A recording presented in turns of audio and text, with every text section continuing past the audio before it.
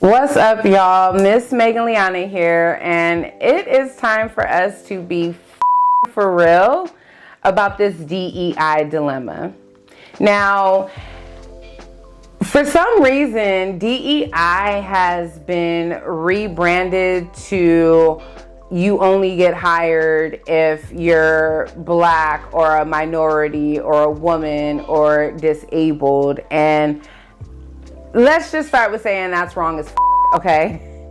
DEI was literally an initiative to widen the pool of qualified applicants or create an environment that is inclusive of other races and of people that are not only white males.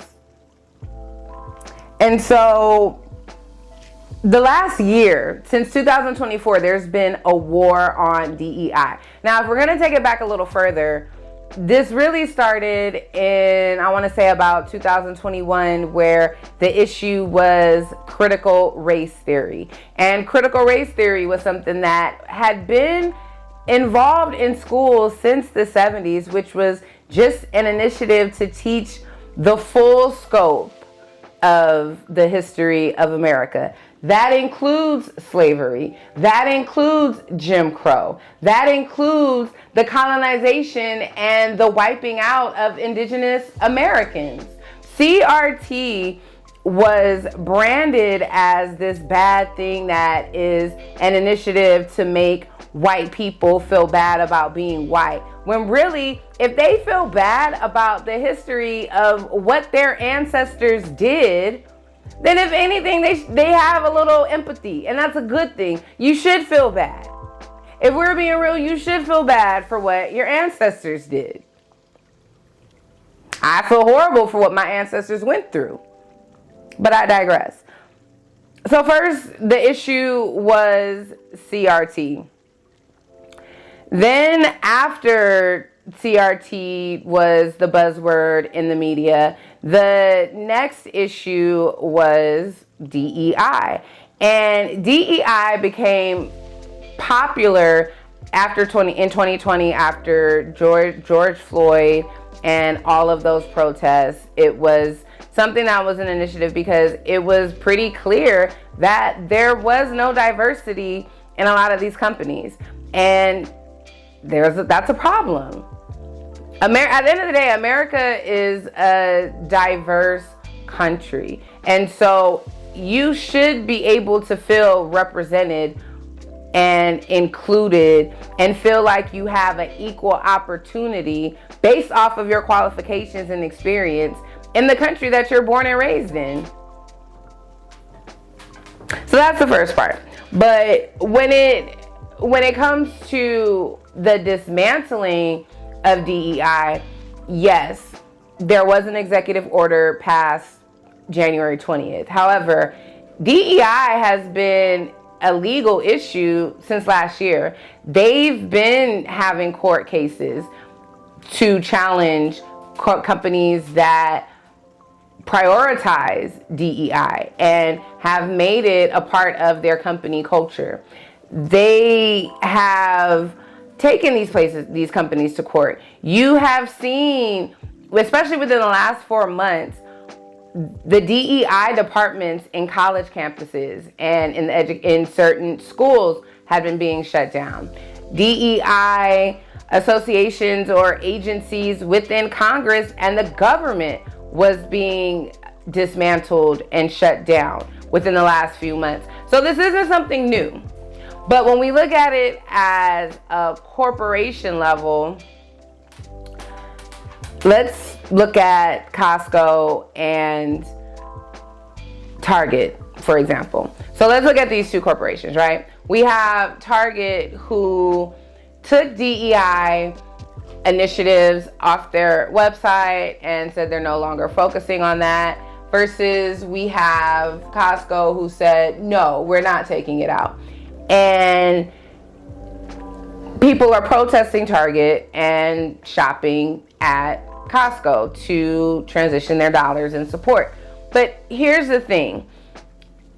Costco is being sued by, I think, 19 states. I could be wrong with that number, but I think it's 19 states.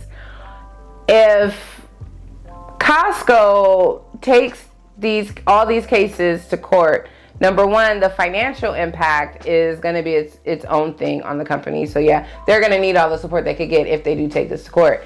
But two, if they lose out of all of these states, these Republican-led states that are suing them, if they lose one state case, then it's going to be a federal case, right? If they want to appeal, then they're going to have to appeal it federally.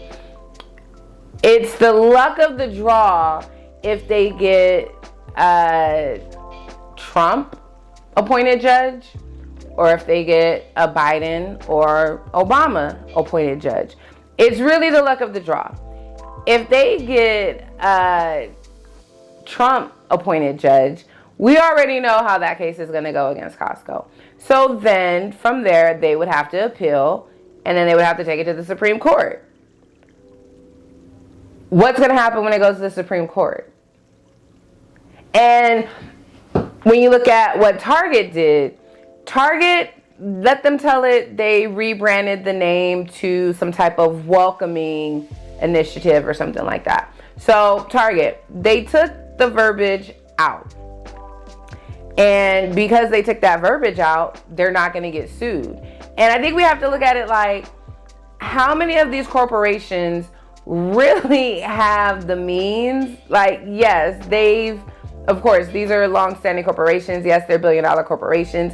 But do they really have the means to take these cases to court and fight billionaires and organizations that have dedicated themselves to this? We just lost affirmative action a year ago, and that was led by white billionaire Ed Bloom, who their goal is to make it so that way it's into law that diverse initiatives are racist towards white men. So all it takes is one case to work that up to Supreme Court. And because of the Constitution, that's going to become the law of the land, where when civil rights protected blacks, Asians, Hispanics, women, no matter what religion, LGBTQ, when civil rights protected that group of people, now they're trying to reverse it to legally protect white males. And it only takes one case. And what if Costco ends up being that case? And I think that that's a part of this DEI discussion and the DEI protests that we're not really focusing on. All they need is one case to go to the Supreme Court. And then they get to redefine and outlaw DEI, but also redefine what inclusivity looks like. And that inclusivity will be the removal of any verbiage of inclusivity. But also another thing to take into account is we're seeing what the opposite of DEI is. It's merit-based, which is really just friends, family, and ass-kissing donor appointments and jobs. We can look at, let's look at 3 picks from 47th cabinets, okay? And let's look at their qualifications and experience for their current role. So we have Pete Hegseth, who was just confirmed to Defense Secretary. He is a former Fox News co-host. He served in the Army National Guard, not the Marines, not the Navy, not even the Army, Army National Guard. No senior military or national security experience whatsoever, but he's the United States Defense Secretary. We have Robert F. Kennedy Jr., who is in the process of being confirmed to Secretary of Health and Human Services. His only experience is being the son of Robert Kennedy and being the beloved John Kennedy's nephew. We have Kash Patel, who is going to be the FBI director, and he's just a former public defender. This is merit-based mediocrity at its finest, and we're going to get to witness what happens when you remove DEI. And we're going to see what happens when inexperienced people get control of everything. And to top it off, I used, last year you couldn't tell me DEI wasn't the new N-word. Like, you could not tell me that.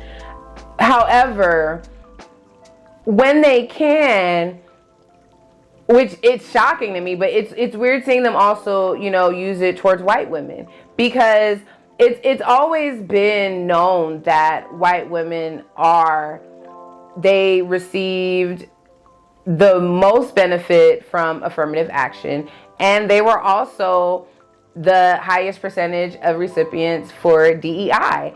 And so when you see how horribly the pilots were talked about for the helicopter, the military helicopter accident from last week, talked about to the point where the family of the white female pilot didn't even want to release her name because of what could be said about her, instead of honoring who she was and the fact that she still gave her life for this country and the rest of the people on that plane.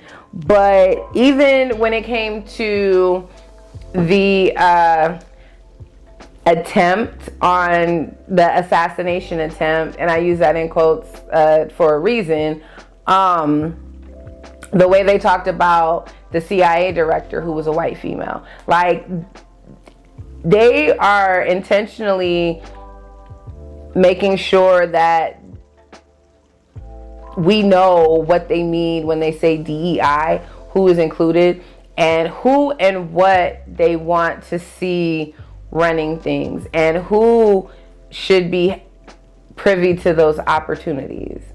And I think when it comes to protesting, it's like, if we protest Target for no longer having DEI, what happens to the black brands that we would purchase from Target or have those contracts with Target? Then you also have to look at, do we stop posting on Instagram? Do we stop using YouTube? And do we stop using Gmail? Where do we stop? Where does the line of protesting stop and where does the line of protesting start? Because I think that, excuse me, that plays a part in the organization if we really want to see results to show people the power of diversity and the impact that these diverse groups have on their pockets. How far do these protests go, and where do we, draw the line? But also, what do we do after it's taken to court? And what do we do when DEI is completely made illegal?